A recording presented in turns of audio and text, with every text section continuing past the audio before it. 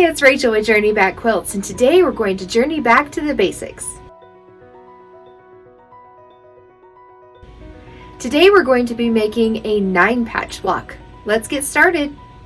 To make this 9-patch block, you're going to need 3 different fabrics at least. I'm using 2 different types of red fabrics.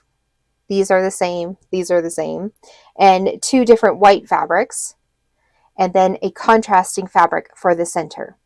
These are measuring 5-inch squares. This is a charm pack or a 5-inch stacker. And we're just going to sew these into rows of 3. So this is row 1, row 2, and row 3. So I'm going to get one of my design boards so I can move it easily to my sewing machine. What I like to do is sew the right hand side to the center first. So I'm just going to flip this one on top so where they're right sides together.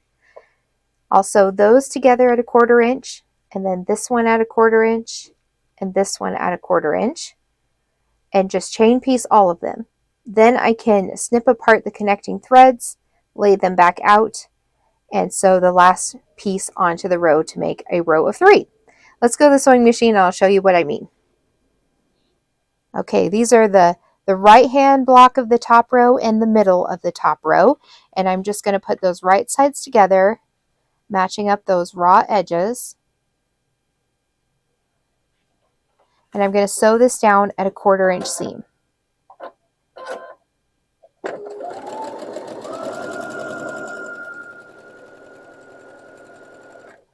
Now I'm just going to leave my needle down, raise my foot, and put my next row under there. So this is the right hand block of the center row and the middle block. Let's put those right sides together.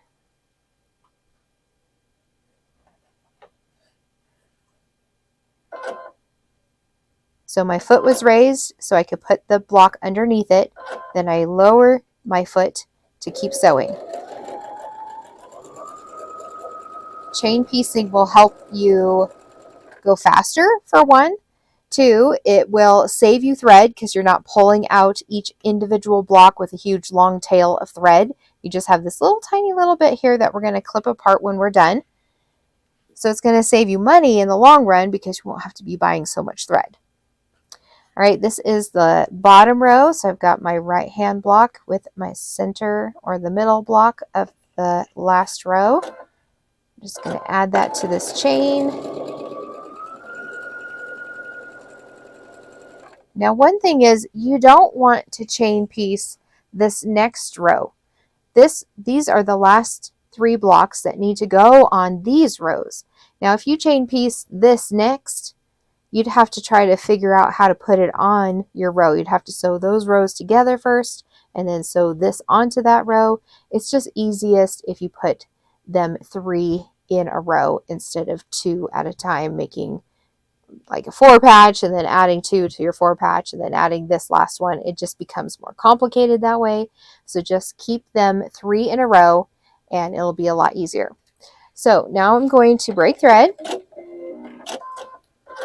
And I've got my handy dandy cutting gizmo, and I'm going to just clip apart those threads. Now this first one was the last one I just sewed, so I can put this one on the bottom. I'll know that's the bottom because this is the last one I just sewn. And then this one is the middle, and this one is the top. Okay, so now it's all laid out again the way it was. And I'm going to take this row and sew it to this block.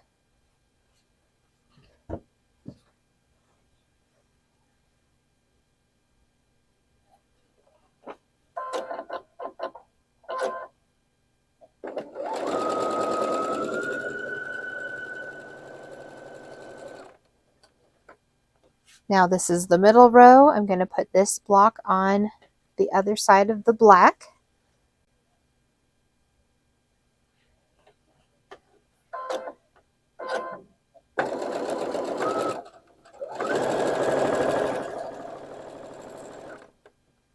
And the last row with the last block.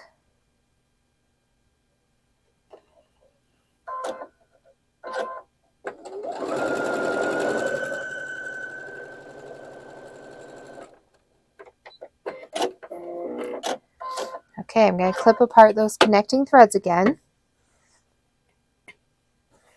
we're going to take these rows to the ironing board.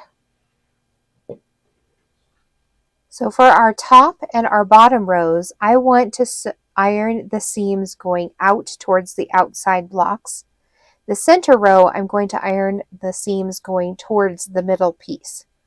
Okay, so what I'm going to do is just lift up this outside block so that my seam is resting on the ironing board, and then hit it with my iron.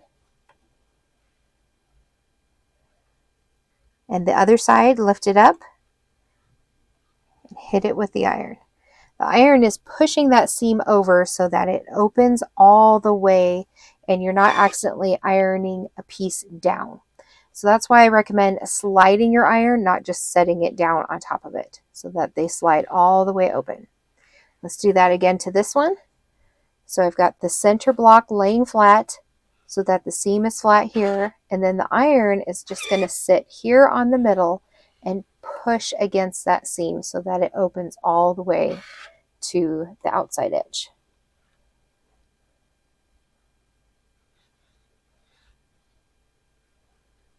And then do the other side.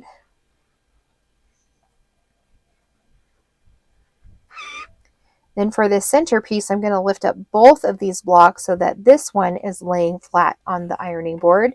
The seam is flat back here. And then the iron just sits on that block and bumps right into that seam. Then I'm going to rotate it and do that to the other side.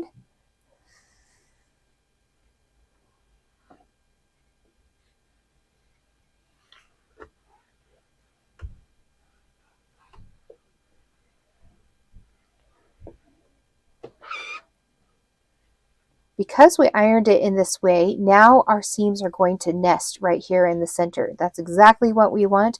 We want those points to match up perfectly. Don't worry so much about the outside lining up as the inside, because we can always square the outside up. So I'm going to fold that over, and I'm just going to nest this first seam here, getting them to lock in place. So this seam here on the outside in this back is going this way towards the right. This seam is going towards the left. So right where the little bump is to where the seam is, those notches are just going to line right up. They're just going to knock right into each other.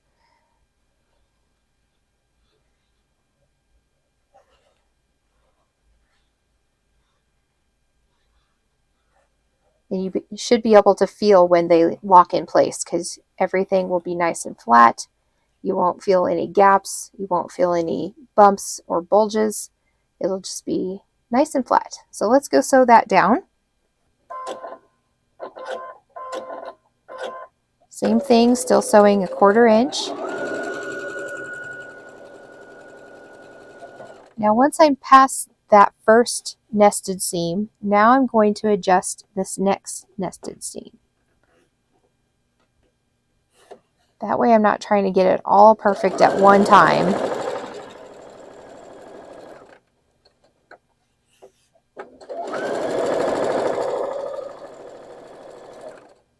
That also helps you so you don't have to use pins.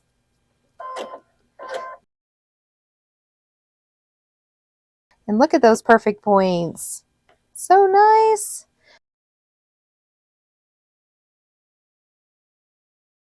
So now we're going to add this last row on the bottom. Flip it around, nest those first seams.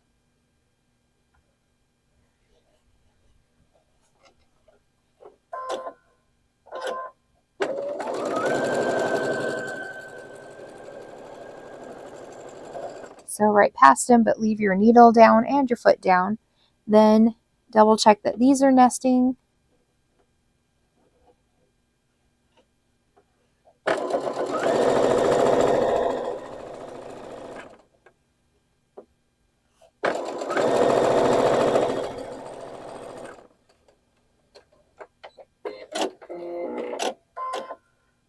And there we go. Nice points. Let's go iron it.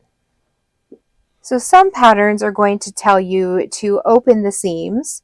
That's going to help everything lay nicely, a lot flatter, so that when you do the quilting, you won't have so many bumps to go over. But if you're new to quilting, it's okay to just press those seams out towards the outside or in towards the inside, whichever way you want to go. I'm going towards the outside. So again, my block is lifted up here so that the seams are laying flat, and then I'm just going to hit it with my iron to get it to iron flat. Great job, you made a 9-patch block. Hey, thanks so much for joining me in making this 9-patch block today. I hope that you enjoyed this and you're going to go make one yourself. If you'd like more tips, tricks, and tutorials, I invite you to join our society, where you'll get a library full of tutorials to help you on your quilting journey. Next week, we're going to turn this 9-patch into a disappearing 9-patch. I'll see you then.